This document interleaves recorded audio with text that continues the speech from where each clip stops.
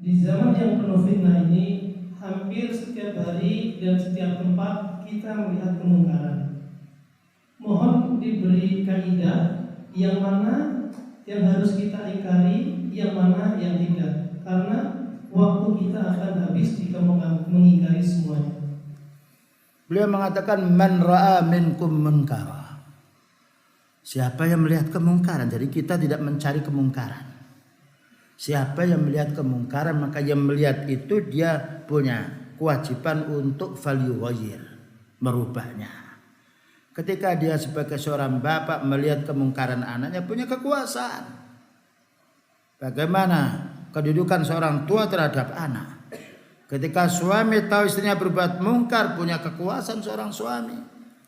Ketika seorang ustadz melihat kemungkaran muridnya, punya yaitu kemampuan, maka hendaknya berubah. Dan merubah kemungkaran ini tidak harus satu orang dirubah 1000 orang.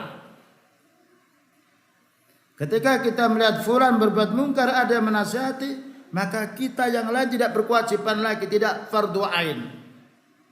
Untuk kita setelah kita tahu ada yang menasihati, untuk kita menilai hukumnya sunnah. Karena tidak semuanya kemungkaran satu orang harus diingkari oleh sekian juta manusia. Jadi yang kita lihat, yang kita mampu untuk mengingkari, kita ingkari. Karena Allah mengatakan fattaqullaha mastata'tum. Bertakwalah kamu kepada Allah Ta'ala menurut kemampuanmu, menurut kesanggupan kita, bukan menurut kemauan kita. Beliau mengatakan idza amartukum bisyai'in fa'tu minhu mastata'tum. Jika aku memerintah kepadamu tentang suatu perkara, amalkan sekiranya kamu mampu. Yang kita mampu ada kemungkaran di Jakarta, kita di sini. Ya kita mengingkari yang ada di keluarga kita, di tetangga kita.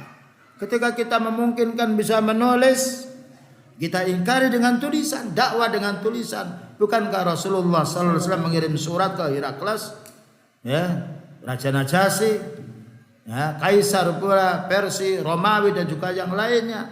Ya, memungkinkan sekarang alhamdulillah mengingkari kemungkaran. Banyak sekali jalannya dengan TV sunnah, dengan radio sunnah, dengan majalah, dengan bantahan-bantahan tertentu dalam kitab ya. Ketika kita tahu ada yang sudah mengingkari, maka kita tidak berkewajiban lagi untuk mengingkari mereka semisal orang yang belum ada yang mengingkari sama sekali. Jadi kita bagi-bagi. Ada waktu untuk menasihati diri kita, ada waktu untuk menasihati orang lain.